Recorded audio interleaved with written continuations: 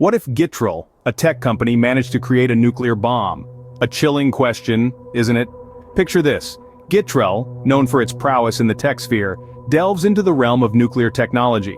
It's a drastic shift from their usual domain, but in our hypothetical scenario, they have the resources and the know-how to pull it off. Now, why would a tech company want to create such a destructive weapon?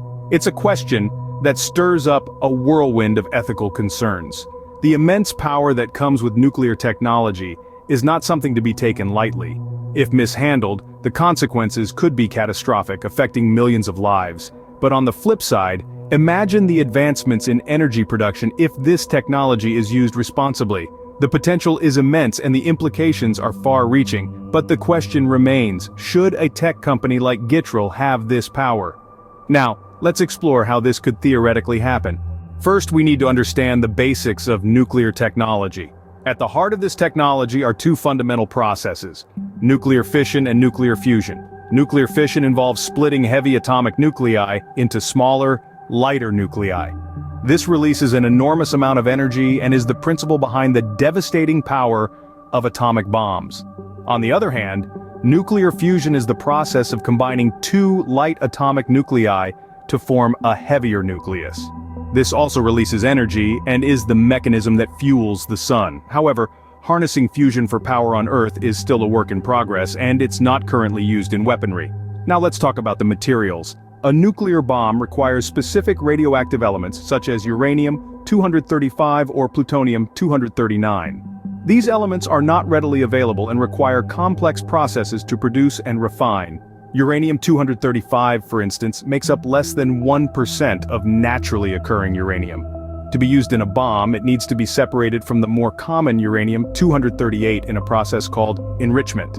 This requires extensive infrastructure and technical know-how. Similarly, plutonium-239 is produced in nuclear reactors from uranium-238. Extracting the plutonium from spent nuclear fuel is a dangerous and complicated process that requires sophisticated facilities.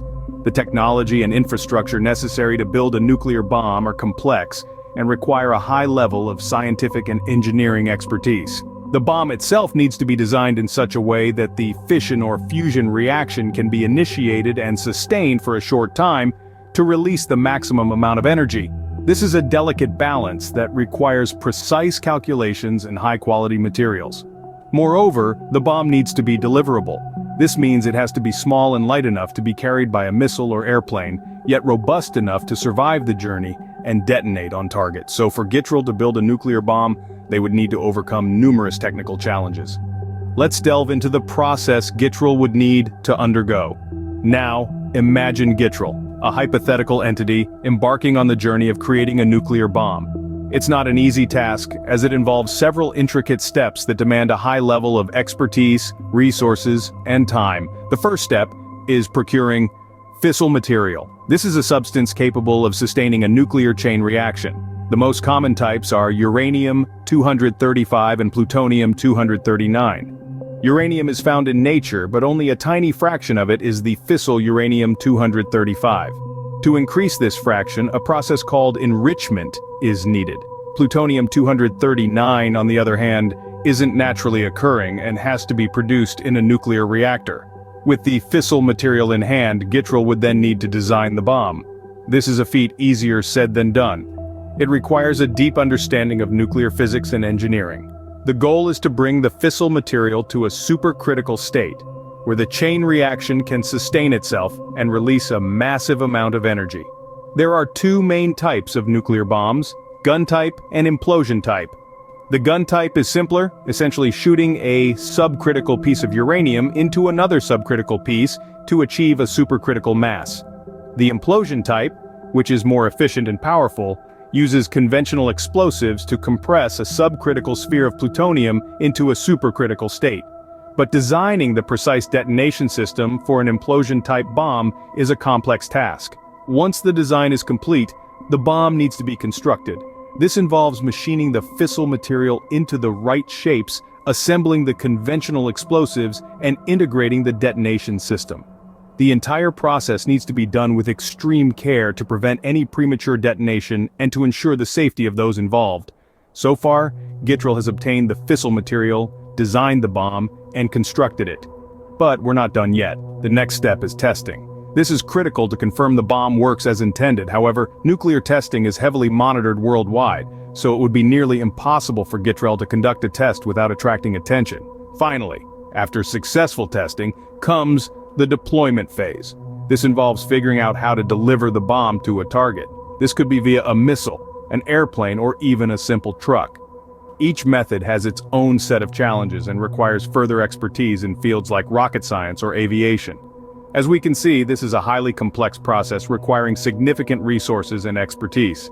It's not just about having the right materials or knowledge. It's also about having the infrastructure, the manpower, and the time, all while maintaining secrecy. It's a daunting challenge, even for a well-equipped nation, let alone a hypothetical entity like Gitrel. But what would it mean if Gitrel, or any tech company, did manage to create a nuclear bomb?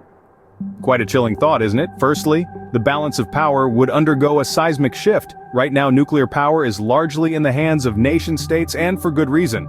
It's a deterrent, a bargaining chip, a power play. However, if a private tech company like Gitrel were to create a nuclear bomb, it would flip this status quo on its head.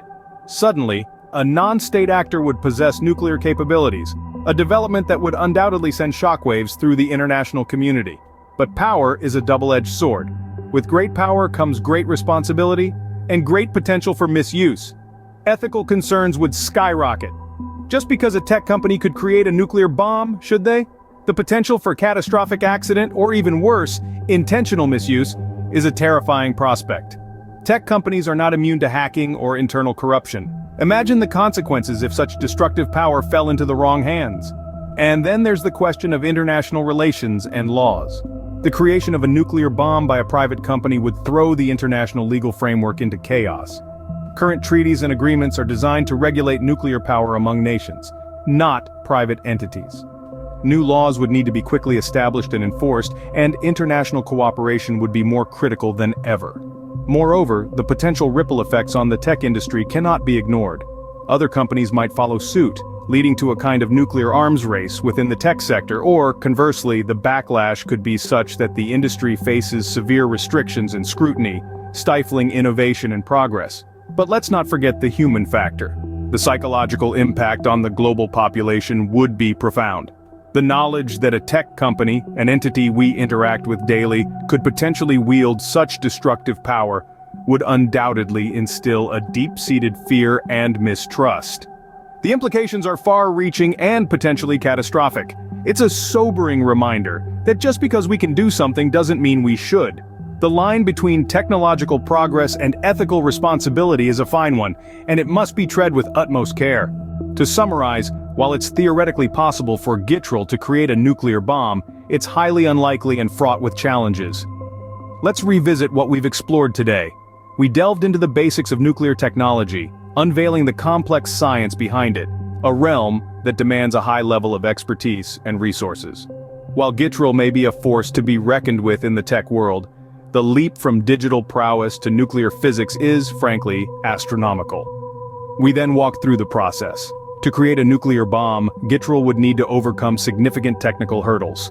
These include securing radioactive materials, mastering the art of weaponization, and developing a reliable delivery system. Each of these steps is not only complex but also heavily monitored by international authorities. For a tech company like Gitrel, circumnavigating these challenges would be nothing short of Herculean. But let's say, for argument's sake, they did manage to pull it off. We then considered the ethical and legal implications. The creation of a nuclear bomb by a private entity like Gitrel would represent a seismic shift in the global balance of power. It would inevitably result in a maelstrom of legal repercussions and ethical debates. We also examined the potential consequences. The detonation of a nuclear device would have cataclysmic effects, causing widespread destruction and loss of life. The fallout, both literal and metaphorical, would be far-reaching and long-lasting, and the societal and political implications, well, they would be nothing short of world-altering. So, what's the takeaway from our deep dive? While it's fascinating, even thrilling, to explore these hypothetical scenarios, it's crucial to remember their improbability. The creation of a nuclear bomb by Gitrel, or any tech company for that matter, is unlikely to the point of near impossibility. So while this is an interesting hypothetical scenario, it's probably not something we need to worry about in reality. But it does raise important questions about the intersection of technology and ethics.